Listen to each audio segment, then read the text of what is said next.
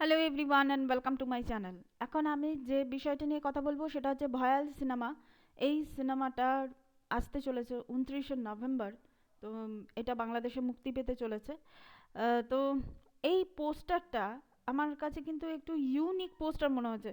আমার এক্সপোজার অত বেশি নয়, কিন্তু তবুও আমার কাছে যেন মনে হচ্ছে যে এই চরিত্রটায়, মেয়েটার চরিত্র মানে বকুলের চরিত্রটা কোনো বদ্ধ জায়গায় আছে, তার মুখটা বন্ধ আছে, মানে এলোমেলো তার চুল, এবং যেভাবে দেখানো হচ্ছে যে আচ্ছা সামনে যে জিনিসটা আছে ওটা কিন্তু আমি বুঝতে পারছি না। আমি প্রথমে ভেবেছিলাম যেটা কাঁটা তার, কিন্তু তারপরে আমি ভালো করে দেখলাম যে না, এটা ঠিক কাঁটা তার নয়, ওই মাকড়সার বড় বড় সেই জালগুলো যেরকম হয়, মানে যেরকম ভাবে ক্রিয়েট করা হয়, আমার মনে হয় সেই রকম ধরনেরই একটা কিছু জিনিস। এবং এর পেছনে যে জিনিসটা আমরা দেখতে পাচ্ছি খুব আগুন, সেটা আমরা দেখতে পাচ্ছি বেশ কিছু লোক। আমার যদ্দূর মনে হচ্ছে যে মাস মার্ডার টাইপ কিছু হয়েছে। এবং আবহাওয়াটা যেভাবে তৈরি করা হয়েছে যে মানে একদম কুয়াশাময় একটা আবহাওয়া, এই আবহাওয়াটা তৈরি করা হয়েছে। এরপর আমি যে এই পোস্টারটা নিয়ে কথা বলছি এটা হচ্ছে লুৎফর রহমান জর্জ। এই সিনেমাটার আরেকটা ক্যারেক্টার পোস্টার। এখানেও কিন্তু ওই ধরনের মানে যে জালের মতো যে জিনিসটা সেটা কিন্তু এখানে আমরা দেখতে পাচ্ছি। তবে এখানে ব্যাকগ্রাউন্ডটা একটু আলাদা করেছে, এখানে আগুন জ্বলছে ঠিক আছে, আবার এখানে দেখুন যে গাড়ি, তার লাইট, এই সব জিনিসগুলো আছে। তো বিপ্লব হায়দারের পরিচালনায় এই সিনেমাটা যদি আমার তো মনে হচ্ছে না যে মাস কমার্শিয়াল জনরার এই সিনেমাটা, থ্রিলার হয়তো হবে না। দেখা যাক এই সিনেমাটা কেমন হয়। তবে মুখ্য চরিত্রে উম, এই সিনেমাটাতে অভিনয় করেছেন ইরফান সাজ্জাদ এবং আয়েশা খান। এই সিনেমাটা জ্যাজ মাল্টিমিডিয়ার তরফ থেকে এখানে টিজারটা ড্রপ করা হয়েছে। তো story line, screen play wise এই সিনেমাটা কেমন সেটা তো আমাদের এখানে বেরোচ্ছে না।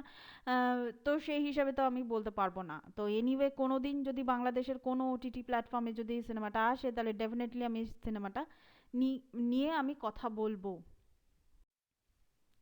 আমরা প্রেস কনফারেন্সের কিছু সিন আমরা দেখতে পাচ্ছি এখানে।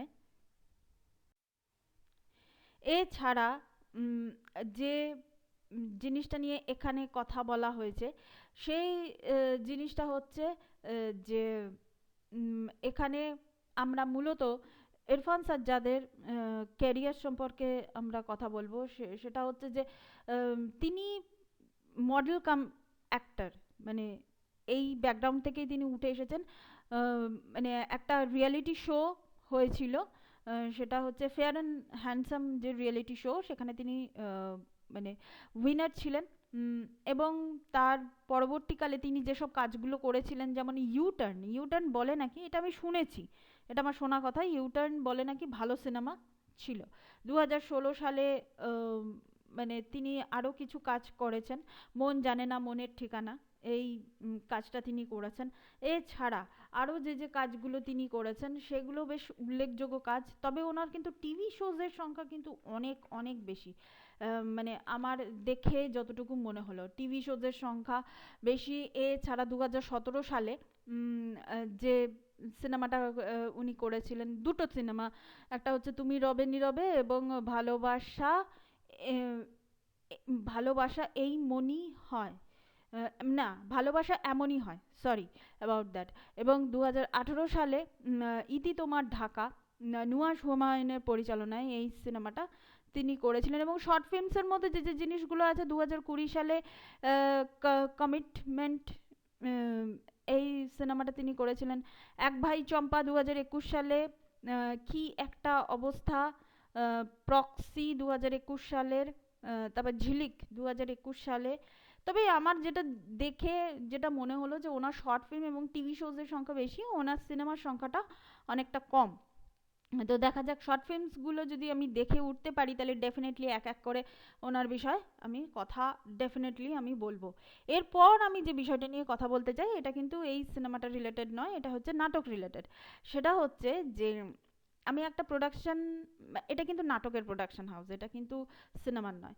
তো আমি একটা প্রোডাকশন হাউসের যে একটা লিংক দিয়ে দেবো, ওখানে একটা নাটক আছে, বহিরাগত বলে একটা নাটক আছে, তো সেই নাটকটা আপনারা দেখে নিতে পারেন। নাটকটার জন্য কিন্তু আমি বলছি না, ব্যাপারটা হচ্ছে যে এই রকম একটা এরকম ধরনের অর্গানাইজেশনের সঙ্গে আমাদের 2022 সাল থেকেই কথা হচ্ছে। 2022 সাল থেকে কথা হওয়ার পরে মানে আমরা ওপার বাংলাতেও কিছু পারফর্ম করার আমরা চেষ্টা করছি, কিন্তু সেটা হতে হতে 2024 সালে জুন মাস হয়ে গেছিলো। তো জুন মাসে তো আপনারা জানেনই আমাদের এখানে নাট্যোৎসব বড় করে হয়, তো সেই হিসাবে তো আমাদের পক্ষে জুন মাসে যাওয়া সম্ভব হয়নি, কিন্তু তারপরেই পরিস্থিতি বদলে যায়। এখন পরিস্থিতি মোটেও ভালো নয়।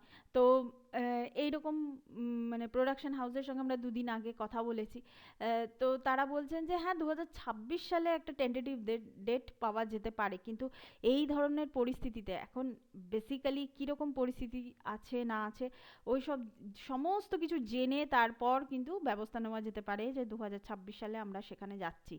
তো দেখা যাক কি হয়। মানে এখানে সম্পূর্ণ জিনিসটা নির্ভর করছে যে পরিস্থিতি যত তাড়াতাড়ি শোধরাবে ওপার বাংলায়, তত তাড়াতাড়ি মানে আমাদের পক্ষে যাওয়াটা সম্ভব হবে। 2025-এ চেষ্টা করা হবে, কিন্তু আমার মনে হয় না 2025-এ ইটস পসিবল। তো দেখা যাক কি হয়। তো আমার তো মানে বেশ ভালো লাগছে এরকম ধরনের, এই যে কমন জোন থেকে ভালো খবর আসলে বেশ ভালোই লাগে। তো তারপর আমি যদি এই নাটকটা সম্পর্কে একটুখানি বলে দিই, নাটকটা হচ্ছে মানে লকডাউন পিরিয়ডের একটা নাটক হয়েছে, যে দেখানো হচ্ছে যে লকডাউনের সময় আপনারা মনে মনে করে দেখুন আমাদের কি অবস্থা হয়েছিল, স্যানিটাইজার আর মাস্ক, এই দুটো জিনিস ছিল আমাদের খুব কমন একটা ব্যাপার। তো সেই হিসাবে মানে এই যে স্যানিটাইজার আর মাস্ক, এই দুটো জিনিসের ব্যবহার লকডাউনের সময় মানুষের এত ভীতি হয়ে গেছিল যে আমরা যেখানে যাচ্ছি মানে কোনো জিনিসে হাত দিলেও মানে এমনকি মানে এরকম মানে অবস্থা হয়ে গেছিল যে এমনি সময় আমরা কত নোংরা ঘাঁটি, আমরা কি সবসময় হাত ধুই না, কিন্তু লকডাউনের সময় চিন্তা করে দেখুন তো তখন এমন অবস্থা হয়ে গেছিল যে যেখানে হাত দিচ্ছি মানে এসেই আগে স্যানিটাইজার হাতে দিচ্ছি, মানে এমন অবস্থা অনেকের হয়েছিল, আমি শুনেছিলাম, আমার হয়নি কিন্তু অনেকের হয়েছিল যে স্কিন পর্যন্ত ড্রাই হয়ে যাচ্ছিল বেশি স্যানিটাইজার হাতে দিতে দিতে। তো সেই রকম ধরনেরই জিনিস এখানে দেখানো হয়েছে, এবং যে জিনিসটা দেখানো হয়েছে যে এরকম পরিস্থিতিতে বৃদ্ধ লোকেরা খুব ভীত ছিলেন, কিন্তু এখানে একটা চরিত্র আছে খুব ইন্টারেস্টিং, এরকম পরিস্থিতিতেও কিন্তু তিনি লোককে বলছেন যে মানে বেশি স্যানিটাইজার হাতে দিও না, মানে এটাতে মানে ব্যাপারটা হচ্ছে যে তার বক্তব্য হচ্ছে মৃত্যু যে কোনোভাবে যে কোনো সময় তোমার সামনে চলে আসবে, আমরা কেউ জানি না মৃত্যু কিভাবে আমাদের সামনে আসবে, কিন্তু মানে অহেতুক ভয় পাওয়া, এই অহেতুক ভয় পাওয়া ব্যাপারটা আহ, মানে ঠিক আর কি নয়, এটাই হচ্ছে ব্যাপার। তো এটা হচ্ছে নাটকের বিষয়বস্তু। আমার তো ডেফিনেটলি মানে এই নাটকটা আমার ভালো লেগেছে, আমি ডেসক্রিপশন বক্সে লিঙ্কটা দিয়ে দেবো, এছাড়া ভয়াল সিনেমার যে টিজারটা এসছে সেই টিজারটার লিঙ্কটাও দিয়ে দেবো। মানে টিজারটার কথা যদি আলাদাভাবে বলতে হয় তাহলে কিছু সিনগুলোকে একসঙ্গে কোল্যাব করে টিজারটাকে হয়েছে, টিজারটা যে খুব বেশি বড় হয়েছে তা না, আর একটু বড় হলে আমার মনে হয় ভালো হতো, মানে 1 মিনিট 10 সেকেন্ড কি 5 সেকেন্ড হলে আমার মনে হয় টিজারটা ভালো হতো, যে আমাদের একটা কোনো আইডিয়া পেতাম। হ্যাঁ তবে এখানে মার্ডার হচ্ছে, ব্লাডশেড দেখানো হচ্ছে, মাস মার্ডার হচ্ছে, এই সব জিনিসগুলো কিন্তু ভয়াল সিনেমার টিজারটা দেখে কিন্তু আমার যদ্দূর যেটা সেটা কিন্তু মনে হলো। তো দেখা যাক সিনেমাটা কেমন হয়। Thank you so much, that's all, please keep watching and please subscribe my channel, till then good by.